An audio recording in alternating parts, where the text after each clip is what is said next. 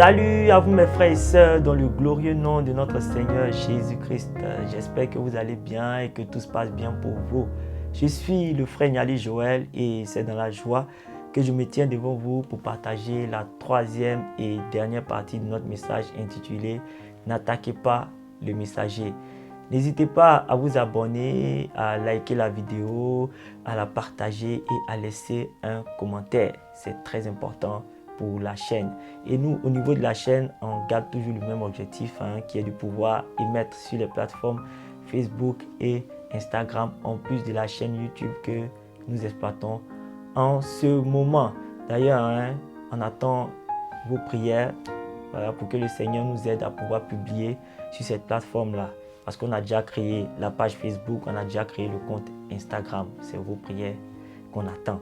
Alors, pour faire un bref résumé du message que nous avons vu la semaine passée, je dirais qu'on a parlé du fait que la plupart des prophéties que le Seigneur nous donne d'annoncer, que le Dieu Tout-Puissant, l'Éternel nous donne d'annoncer, sont le plus souvent en total déphasage avec la réalité du moment.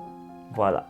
Rien ne laisse présager ce que tu t'apprêtes à annoncer. C'est ce qui crée souvent les palabres, c'est ce qui crée souvent des dissensions entre les frères et les sœurs par rapport à ce qu'ils annoncent.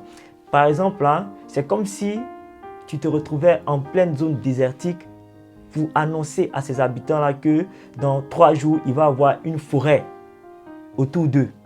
C'est assez incroyable. Ou tu te retrouvais en pleine zone forestière pour dire à ces habitants-là que dans quelques jours, il va y avoir un désert total au milieu de vous. C'est assez incroyable. Les gens vont te rire au nez, ils ne vont pas croire à cela. Et il en est de même pour les prophéties que la plupart des prophètes vont annoncer. On a parlé aussi du fait que lorsque je prends un exemple, Paul reçoit une prophétie assez problématique. Il part voir Jacques. Voilà un exemple. Voilà. Lorsque Paul reçoit une prophétie assez problématique sur la vie de quelqu'un, il part voir son frère Jacques pour prendre conseil. Et Jacques aussi, en entendant ce que Paul lui dit, il se rend compte que c'est assez risqué pour son frère. Donc, qu'est-ce qu'il dit? Il va dire à son frère de ne pas aller annoncer. Il va dire à son frère de se taire. Et tous devront s'accorder pour ne pas aller annoncer ce qu'ils ont reçu. Mais qu'est-ce qui va arriver par la suite? Lorsque les deux voudront se nourrir spirituellement, lorsque les deux voudront s'édifier à travers la parole de Dieu, ils n'hésiteront pas à ouvrir la Bible pour aller lire les récits des prophètes qui, eux, ont pris sur eux le courage d'aller annoncer les prophéties, d'aller annoncer la parole, même au péril de leur vie, à des peuples qui étaient méchants, à des rois qui étaient méchants. Ils n'ont pas hésité à lire ces différents récits pour pouvoir s'édifier eux-mêmes, pour pouvoir se nourrir spirituellement. Et pour moi, c'est un paradoxe total. Toi, tu te tais sur ce que Dieu te révèle. Maintenant, tu n'hésites pas à aller lire pour t'édifier, pour te nourrir spirituellement, les récits de ceux-là qui ont pris le courage d'aller annoncer. Ça, ce n'est pas bien. Et c'est un exemple qui est assez récurrent parmi nous les chrétiens. Dans le milieu chrétien, plusieurs comme ça ferment leur bouche sur les prophéties qu'ils reçoivent. Et ça, ce n'est pas bon. On a parlé aussi de l'état d'esprit dans lequel la plupart de ceux qui vont annoncer doivent être. Voilà, on a parlé de l'attitude à adopter pour tous ceux-là qui sont dotés de dons de prophétie, de dons de révélation. On a dit en premier qu'ils doivent avoir une vie de prière stable. En deuxième, qu'ils doivent être dotés de sagesse. Et en troisième, qu'ils doivent assister ceux à qui ils vont annoncer les prophéties. On n'annonce pas la prophétie pour ensuite tourner le dos sans rien faire. Il faut assister la personne à travers la prière. On s'est adressé aussi à ceux-là qui sont concernés par la prophétie, en disant de garder leur calme après avoir entendu une prophétie, soit qui annonce un jour de malheur à venir ou un temps de bonheur à venir.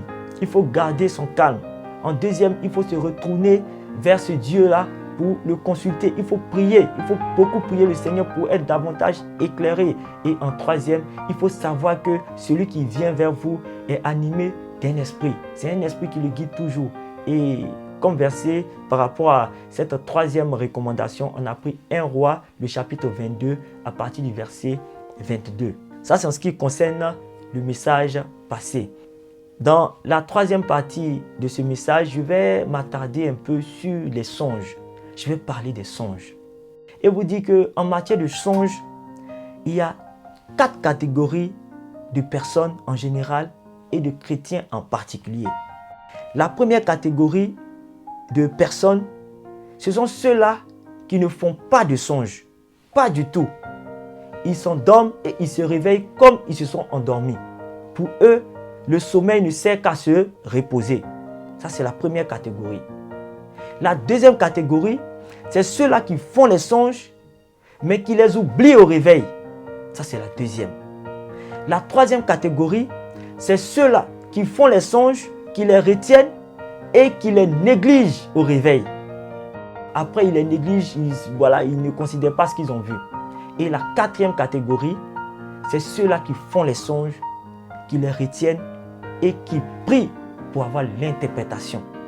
Et je vous invite, vous les chrétiens, à faire partie de cette quatrième catégorie. Un jour, j'ai fait un songe dans lequel j'étais en train de marcher et tout d'un coup comme ça, hop, mes 2 dents de devant là quittent et ça tombe entre mes mains. En même temps, je me réveille. C'était assez bizarre, mais bon, sans plus. Je ne suis pas allé plus loin que ça. Le lendemain, c'est-à-dire le jour d'après, je fais un autre songe où une autre de mes dents, pouf, ça tombe dans mes mains. Ça quitte, ça tombe. En même temps, je me réveille. Et là, j'ai trouvé ça bizarre. Le songe m'a intrigué puisque je venais de faire comme ça pendant les 2 jours de suite le même songe. Ça m'a vraiment intrigué. Donc, la même nuit là, j'ai commencé à prier. J'ai commencé à prier, demander au Seigneur de m'éclairer par rapport à ce que je venais de voir. Et à travers la prière, le Seigneur m'a orienté vers une sœur. Va voir la sœur, va la voir pour qu'elle puisse te donner l'interprétation de ce songe-là. Donc je suis parti voir la sœur et je lui ai expliqué le songe. À la sœur de me dire, comme interprétation, mon frère, dans le processus de croissance d'un enfant, il y a une étape où il commence à perdre les dents de lait. Il perd ses dents. Ça signifie qu'il passe d'une étape à une autre. Donc sûrement, tu vas connaître une certaine croissance spirituelle dans ta vie. Tu vas connaître une certaine ascension spirituelle dans ta vie. Donc, quand elle a fini de me dire ça, j'ai dit d'accord. Et qu'est-ce que j'ai retenu pour son interprétation? Il y a enfant, croissance, ascension. C'est ce que j'ai retenu. C'est les 3 éléments que j'ai retenus à travers l'interprétation que la sœur m'a donnée. Et on va dire 2 semaines comme ça, après l'interprétation de la sœur, je me suis rendu compte que le pasteur comme ça a commencé à me solliciter au niveau de l'église. J'ai commencé à prêcher pendant les cultes. J'ai commencé à diriger. J'ai été à la direction des cultes des dimanches, chose que je ne faisais jamais. Et j'ai commencé à être à la direction aussi des veillées. J'ai commencé à diriger les veillées de prière, chose que je ne faisais jamais. Parce qu'avant, j'étais ouvrier de cellule. Point.